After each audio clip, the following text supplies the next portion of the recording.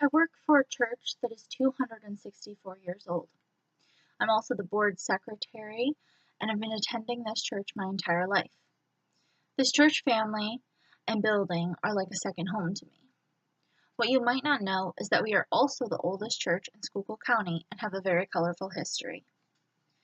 Perhaps you have heard tales about Native Americans burning down the first structure the early settlers built.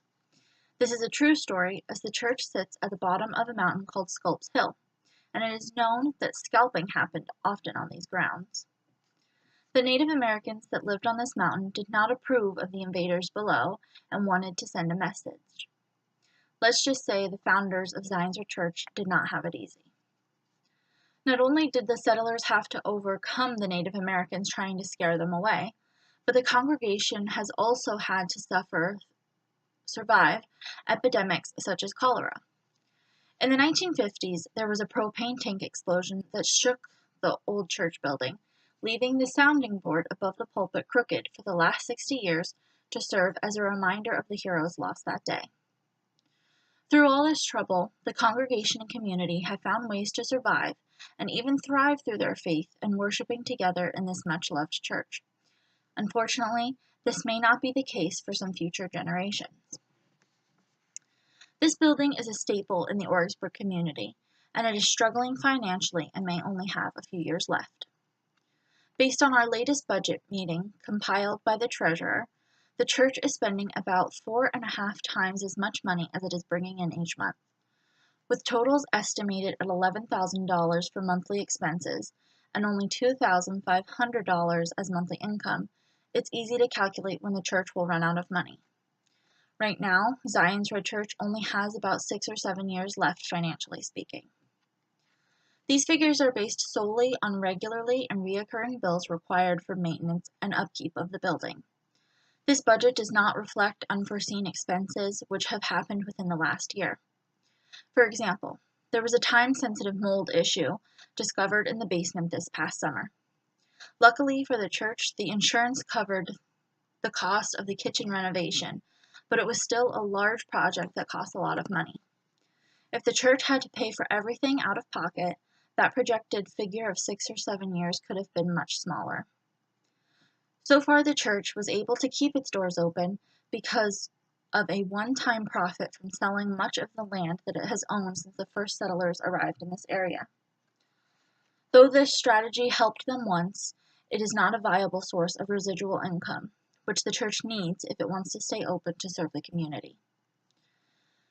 We have tried to cut back on any expenses that are not vital for running the church each week. However, we should also be reaching out to our community and finding new and innovative solutions. One way the church may be able to make some money is to hold fundraisers.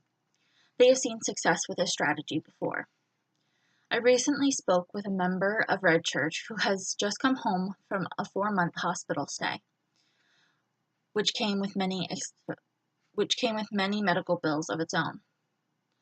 The church used their fundraising idea to help Diane with those expenses, and now the board is holding discussions for further fundraising ideas to help with their own expenses.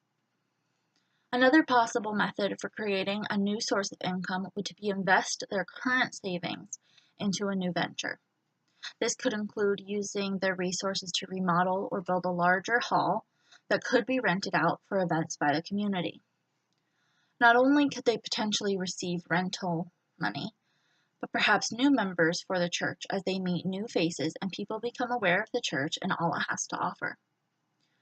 Apart from the local community, Red Church could reach out for help with the wider communities of the United Church of Christ and the Evangelical Lutheran Church of America. These are the two denominations that the church has worked hard with over the past 10 years to combine their congregation to become federated.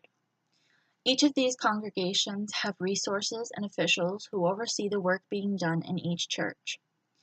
Their websites, which are ucc.org and the elca.org, respectively, offer resources for growing churches and their communities. Now let's envision the possibilities for the future of Red Church. On one hand, we have a bright future, as we imagine the very best case scenario.